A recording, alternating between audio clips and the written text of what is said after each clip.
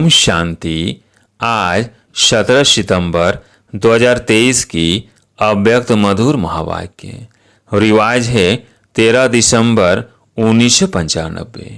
Headline है व्यर्थ बोल डिस्टर्ब करने वाले बोल से स्वयं को मुक्त कर बोल की इकोनॉमी करो।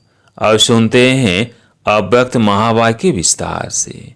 आज बाप दादा ने कहा, आज बाप दादा चारों ओर की आत्माओं को आप सभी के साथ देख रहे हैं। चारों ओर के बच्चे आकार रूप से बाप दादा के सामने हैं। डबल सभा, साकारी और आकारी दोनों कितनी बड़ी सभा है। बाप दादा दोनों सभा के बच्चों को देख हर्षित हो रहे हैं, क्योंकि बाप दादा हर बच्चे को विशेष 2 रूपों से देख रहे हैं। हर एक बच्चा इस सर्व मनुष्य आत्माओं के पूर्वज सारे वृक्ष का फाउंडेशन है, क्योंकि जड़ से सारा वृक्ष निकलता है। और दूसरे रूप में पूर्वज बड़े को भी कहते हैं। तो सृष्टि के आदि में आप आत्माओं का ही पाठ है, इसलिए बड़े थे बड़े हो। इस कारण सर्व आत्माओं के पूर्वज हो। साथ साथ ऊंचे ऊंचे बाप की पहली रचना आप ब्राह्मण आत्माएं हो। तो जैसे ऊंचे ऊंचा भगवान है, वैसे बड़े ते बड़े पूर्वज आप हो। तो इतने सारे पूर्वज बच्चों को देख बाप हर्षित होते हैं। आप भी हर्षित होते हो कि हम पूर्वज हैं, उसी निश्चय और नशे में रहते हो। तो बाप दादा आज पूर्वजों की सभा देख रहे हैं। आप सभी जो भी बाप के बच्चे हो, माया से बचे हुए हो। बच्चे का अर्थ ही है बाप का बनना, अर्थात बच्चे बनना। तो माया से बचे हुए बाप के बच्चे बनते हैं। आप सभी माया से बचे हुए हो ना, कि कभी चक्कर में आ जाते हो। कहते हैं ना, ऐसा भी चक्रव्यूह होता है जो बहुत तरीके से निकलना होता है। तो कोई भी माया के चक्रव्यूह में फंसने वाले तो नहीं हो। क्या कोई चक्र है? बचे हुए हो? हाँ जी। ऐसे नहीं करना कि यहाँ हाजी करके जाओ और वहां जाकर कहो ना जी। जब एक बार चक्र से निकलने का रास्ता या विधि आ गई तो फिर फंसने की तो बात ही नहीं है।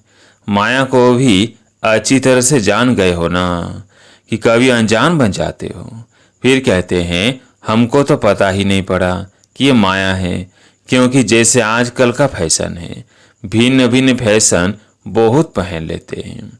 अभी क्या बनेंगे, अभी क्या बनेंगे। तो माया के पास भी ये फंसाने के फेस बहुत है। उसके पास अच्छा बड़ा दुकान है। जिस समय जो रूप धारण करना चाहिए उस समय कर लेती है। और अगर जाने अनजाने फंस गए तो निकलने में बहुत टाइम लगता है। और संगम का 1 सेकंड व्यर्थ जाना अर्थात 1 वर्ष गंवाना है, सेकंड नहीं। आप सोचो संगम युग कितना छोटा है। अभी तो डायमंड जुबली मना रहे हो, और इस थोड़े समय में जो बनना है, जो जमा करना है, वो अभी बन सकते हैं। तो बाप दादा देख रहे थे कि बनने का समय कितना थोड़ा है, और बनते हो सारा कल्प। तो कहाँ 5000 वर्ष और कहाँ अभी 60 वर्ष। चलो आगे कितना भी समय होगा, लेकिन हजारों की गिनती में तो नहीं होगा ना। तो इस थोड़े से समय में राज अधिकारी बनने व रॉयल फैमिली में आने के लिए क्या करना होगा? वैसे संख्या के हिसाब से सतयुग में विश्व का तख्त सभी को तो मिल भी नहीं सकता। मानो पहले लक्ष्मी नारायण तो तख्त पर बैठेंगे, लेकिन जो पहले लक्ष्मी नारायण की रॉयल फैमिली है, उन्हों को भी इतना ही सभी द्वारा स्नेह और सम्मान मिलता है। तो अगर पहली सभी का है ना कि वहाँ भी एक स्टेट के राजा बन जाएंगे, तो पहले नंबर के रॉयल फैमिली में आना ये भी श्रेष्ठ पुरुषार्थ है। कोई को तख्त मिलता और किसको रॉयल फैमिली मिलती है, इसके भी गूढ़ रहस्य है। राजधानी के रॉयल फैमिली में भी आते हैं तो पहला नंबर है, चाहे बड़े तख्त पर नहीं बैठते, लेकिन प्रारब्ध नंबर 1 के हिसाब से ही है। नहीं तो आप सभी लोगों को त्रेता तक भी तख्त थोड़ी मिलेगा, लेकिन विश्व राज्य अधिकारी का लक्ष्य जो सदा संगम पर बाप के दिल तख्त नशीन स्वतः और सदा रहता है, कभी कभी नहीं, जो सदा आदि से अंत तक स्वप्न मात्र भी, संकल्प मात्र भी पवित्रता के व्रत में सदा रहा है, स्वप्न तक भी अपवित्रता को टच नहीं किया है। ऐसी श्रेष्ठ आत्माएं तख्त नशीन हो सकती हैं जिसने चारों ही सब्जेक्ट में अच्छे मार्क्स यानी नंबर्स लिए हैं, आदि से अंत तक अच्छे नंबर से पास हुए हैं, उसी को ही पास विद ऑनर कहा जाता है।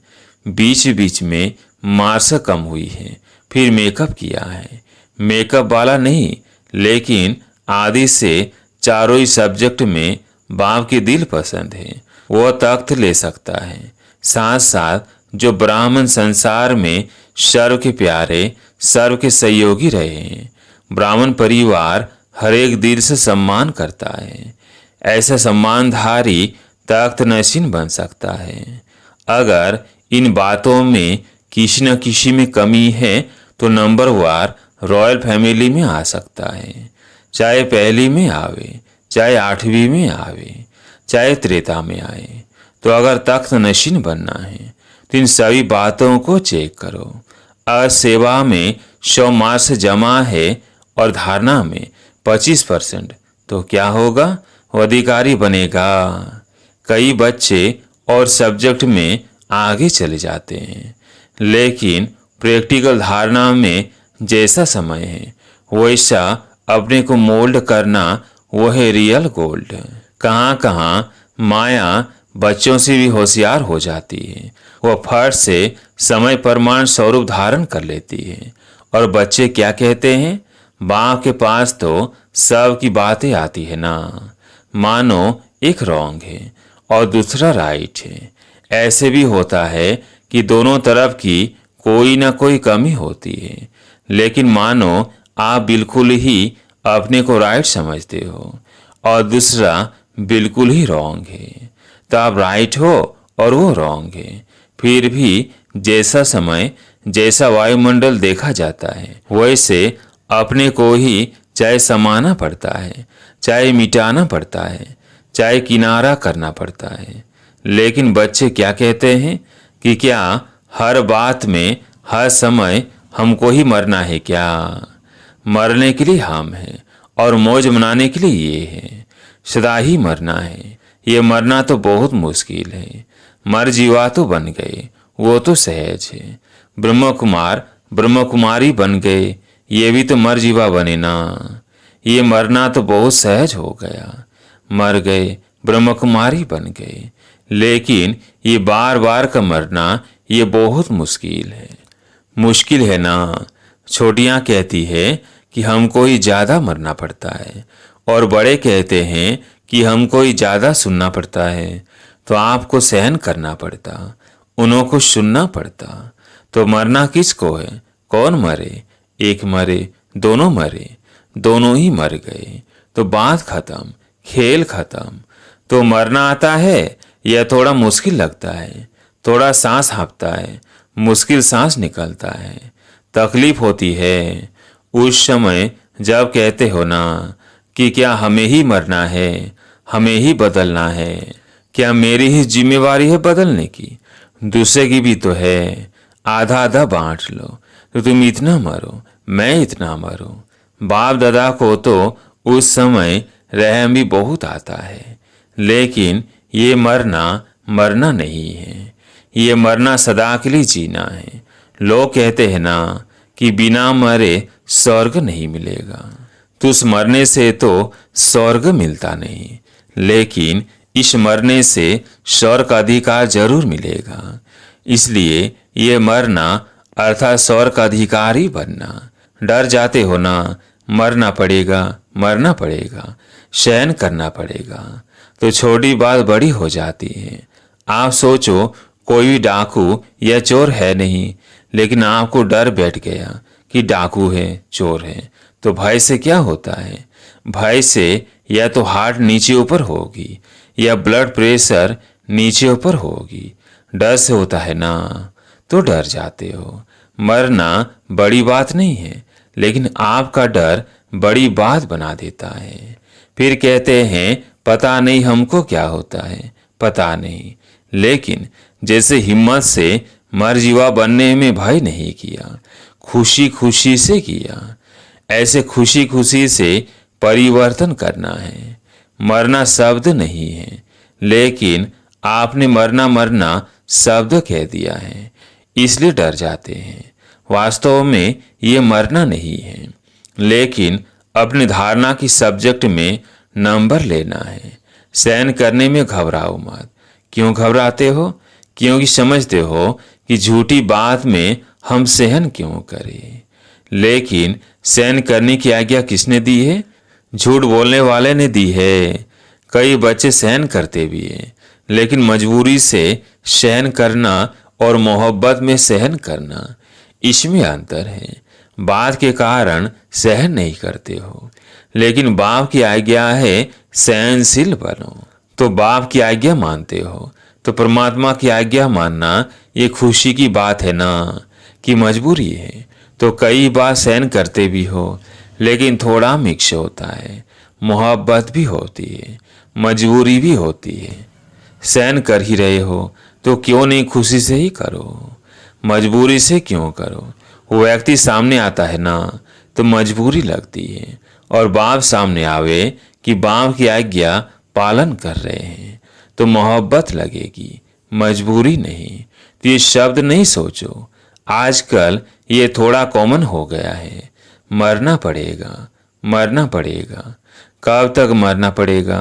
अंत तक या 2 साल, 1 साल, 6 मास, फिर तो अच्छा मर जाए। लेकिन कब तक मरना है? लेकिन ये मरना नहीं है, अधिकार पाना है। तो क्या करेंगे? मरेंगे। ये मरना शब्द खत्म कर दो। मरना सोचते हो ना, तो मरने से तो डर लगता है ना। देखो, अपना मृत्यु तो छोड़ो, कोई कोई तो दूसरे का मृत्यु देखकर भी डर जाते हैं। तो ये शब्द परिवर्तन करो। ऐसे से बोल नहीं बोलो, शुद्ध भाषा बोलो। ब्राह्मणों की डिक्शनरी में यह शब्द है ही नहीं। पता नहीं किसने शुरू किया है। किया तो आप लोगों में से ही है ना। आप माना जो सामने बैठे हैं वो नहीं, ब्राह्मणों ने ही किया है।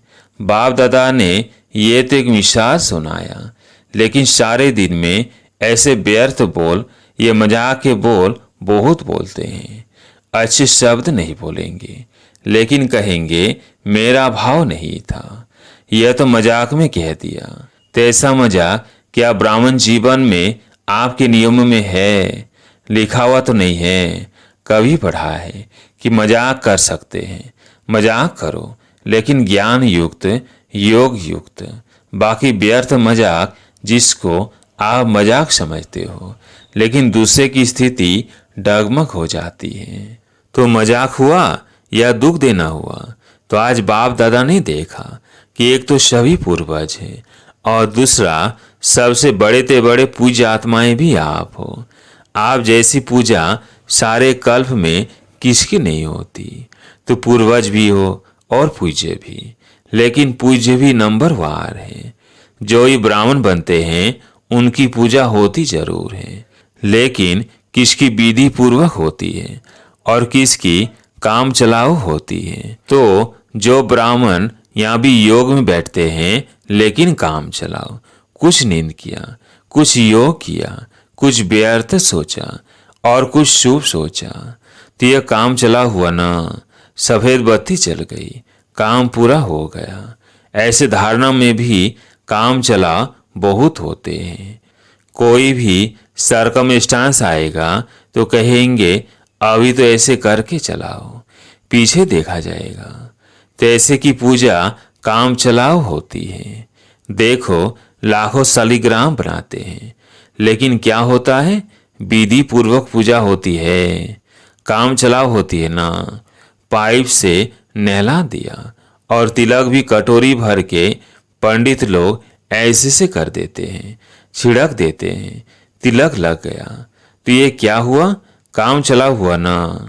पूज्य सभी बनते हो, लेकिन कैसे पूज्य बनते हो वह नंबरवार है। किसकी हर कर्म की पूजा होती है। दत्तुन का भी दर्शन होता है। दातुन हो रहा है, मथुरा में जाओ तो दातुन का भी दर्शन कराते हैं। इस समय दातुन का समय है, तो काम चलाओ नहीं बनना, नहीं तो पूजा भी ऐसे होगी। अच्छा, सभी टीचर्स खुश हो या कोई कोई इच्छा अभी मन में है? कोई भी इच्छा होगी तो अच्छा बनने नहीं देगी। या इच्छा पूर्ण करो या अच्छा बनो, आपके हाथ में है। और देखा जाता है कि इच्छा ऐसी चीज है जैसे धूप में आप चलते हो तो आपकी परछाई आगे जाती है और आप उसको पकड़ने की कोशिश करो तो पकड़ी जाएगी, और आप पीट करके आ जाओ तो परछाई कहाँ जाएगी? आपके पीछे पीछे आएगी। तो इच्छा अपने तरफ आकर्षित कर रुलाने वाली है, और इच्छा को छोड़ दो तो इच्छा आपके पीछे पीछे आएगी। मांगने वाला कभी भी संपन्न नहीं बन सकता। और कुछ नहीं मांगते हो, लेकिन रॉयल मांग तो बहुत थे। जानते हो ना रॉयल मांग क्या है? अल्पकाल या कुछ नाम मिल जाए, कुछ शान मिल जाए, कभी हमारा भी नाम विशेष आत्माओं में आ जाए, हम भी बड़े भाइयों में गिने जाए, हम भी बड़ी बहनों में गिने जाए। आखिर हमको भी तो चांस मिलना चाहिए। लेकिन जब तक मांगता हो तब तक कभी खुशी के खजाने से संपन्न नहीं हो सकते। ये मांग के पीछे या कोई भी हद की इच्छाओं के पीछे भागना ऐसे ही समझो जैसे मृग तृष्णा है। इससे सदा ही बचकर रहो। छोटा रहना कोई खराब बात नहीं है। छोटे सुभान अल्लाह है, क्योंकि बाप दादा के दिल पर नंबर आगे है। अल्पकाल की इच्छा का अनुभव करके देखा होगा तो रुलाती है या हंसाती है? रुलाती है ना, तो रावण की आज्ञा है रुलाओ। आप तो बाप के हो ना, तो बाप हंसाने वाला है या रुलाने वाला? आज बाप दादा विशेष ईश्वर अटेंशन दिला रहे हैं कि व्यर्थ बोल जो किसको भी अच्छे नहीं लगते। आपको अच्छा लगता है लेकिन दूसरे को अच्छा नहीं लगता, तो सदा के लिए उस शब्द को समाप्त कर दो। ऐसे सारे दिन में और बाप दादा अपने पास बच्चों के शब्द नोट करे तो काफी फाइल बन सकती है। सब यह शब्द व्यर्थ शब्द जोर से बोलना, ये जोर से बोलना भी वास्तव में अनेकों को डिस्टर्ब करना है। ये नहीं बोलो मेरा तो आवाज ही बड़ा है, माया जीत बन सकते हो और आवाज जीत नहीं बन सकते। तो ऐसे किसी को भी डिस्टर्ब करने वाले बोल और व्यर्थ बोल नहीं बोलो। बात होती है दो शब्दों की, लेकिन आधा घंटा उस बात को बोलते रहेंगे। तो ये जो लंबा बोल बोलते हो जो 4 शब्दों में काम हो सकता है, वो 12 से 15 शब्दों में नहीं बोलो। आप लोगों का स्लोगन है कम बोलो धीरे बोलो। तो जो कहते हैं ना हमारा आवाज बहुत बड़ा है, हम चाहते नहीं हैं लेकिन आवाज ही बड़ा है, तो गले में एक स्लोगन लगाकर डाल लेवे। होता क्या है, आप लोग तो अपनी धुन में जोर से बोल रहे हो, लेकिन आने जाने वाले सुन करके ये नहीं समझते हैं किसका आवाज बड़ा है। वो समझते हैं पता नहीं झगड़ा हो रहा है। तो ये भी डिसर्विस हुई। इसलिए आज का पाठ दे रहे हैं, व्यर्थ बोल या किसी को भी डिस्टर्ब करने वाले बोल से अपने को मुक्त करो। व्यर्थ बोल मुक्त, फिर देखो अव्यक्त फरिश्ता बनने में आपको बहुत मदद मिलेगी। बोल बोल बोल बोलते ही रहते हो, और बाप दादा टेप भर कर आपको सुनाए ना तो आपको भी हंसी आएगी। तो क्या पाठ पक्का किया है? बोल की इकोनॉमी करो, अपनी बोल की वैल्यू रखो। जैसे महात्माओं कहते हैं ना सत्य वचन महाराज, तो आपके बोल सदा सत वचन अर्थात कोई न कोई प्राप्ति कराने वाले वचन हो। किसको चलते फिरते हंसी में कह देते हो ये तो पागल है, ये तो बेसमझ है, ऐसे कई शब्द बाप दादा अभी भूल गए हैं, लेकिन सुनते हैं तो ब्राह्मणों के मुख से ऐसे शब्द निकलना, ये मानो आप सतवचन महाराज वाले किसी को श्राप देते हो। किसको श्रापित नहीं करो, सुख दो। युक्ति युक्त बोल बोलो और काम का बोलो, व्यर्थ नहीं बोलो। तो जब बोलना शुरू करते हो तो 1 घंटे में चेक करो कि कितने बोल व्यर्थ हुए और कितने सतवचन हुए। आपको अपने बोल की वैल्यू का पता नहीं, तो बोल की वैल्यू समझो। आप शब्द नहीं बोलो, शुद्ध शब्द बोलो, क्योंकि अभी लास्ट मास है और आदि का मास डायमंड जुबली है। तो सारा साल डायमंड बनेंगे या 6 मास बनेंगे? सारा साल बनेंगे ना। इसलिए बाप दादा डायमंड जुबली के पहले बच्चों को विशेष अटेंशन दिला रहे हैं। बाप दादा चारों ओर के दृश्य तो देखते ही रहते हैं, सारा दिन नहीं देखते रहते हैं, सेकंड में सब दे सकते हैं। तो पाठ पक्का किया, मुक्त बनना है या थोड़ा थोड़ा युक्त और थोड़ा थोड़ा मुक्त? हर एक अपने को देखो, ये नहीं शुरू करना कि बाबा ने वाणी चलाई फिर भी बोल रहा है। दूसरे को नहीं देखना, अपने को देखो। मैंने बाप की श्रीमत को कितना अपनाया है। अभी तो 1-2 को देखते हैं, ये कर रहा है, लेकिन जब अधिकार मिलने में वो नीचे पद में आ जाएगा तो उस समय आप साथ देंगे, उस समय देखेंगे, उस समय नहीं देखेंगे। फिर अभी क्यों देखते हो? अच्छा, सभी मुक्त बनेंगे ना। सभी को पाठ याद है। कौन सा पाठ? व्यर्थ बोल मुक्त याद है, भूल तो नहीं गया। अच्छा, चारों ओर की पूर्वज आत्माओं को सदा इस निश्चय और नशे में रहने वाली श्रेष्ठ आत्माओं को सदा बाप की सीमत प्रमाण हर कर्म करने वाले कर्म योगी आत्माओं को सदा दृढ़ संकल्प से बाप के हर कदम पर कदम रखने वाले फॉलो फादर बच्चों को बहुत बहुत याद प्यार और नमस्ते। डल विदेशियों को डबल नमस्ते। आज प्यारे मीठे बाबा का वरदान, लौकिक को अलौकिक में परिवर्तन कर घर को मंदिर बनाने वाले आकर्षण मूर्त भव। लौकिक को अलौकिक में परिवर्तन कर घर को मंदिर बनाने वाले आकर्षण मूर्त भव। प्रवृत्ति में रहते घर के वायुमंडल को ऐसा बनाओ जिसमें कोई भी लौकिकता ना हो। कोई भी आए तो अनुभव करे कि अलौकिक है, लौकिक नहीं। ये साधारण घर नहीं, लेकिन मंदिर है। यह है पवित्र प्रवृत्ति वालों की सेवा का प्रत्यक्ष स्वरूप। स्थान भी सेवा करे, वायुमंडल भी सेवा करे।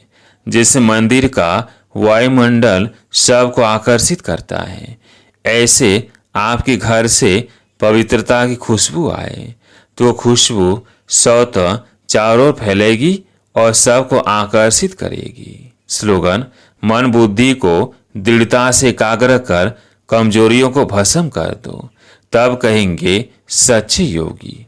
सूचना, आज अंतर्राष्ट्रीय योग दिवस 3रा रविवार है। 6:30 से 7:30 बजे तक सभी भाई बहनें योग अभ्यास में अनुभव करें कि मुझ आत्मा द्वारा पवित्रता की किरणें निकलकर सारे विश्व को पावन बना रही है। मैं मास्टर पतित पावनी आत्मा हूँ। अच्छा, ओम शांति।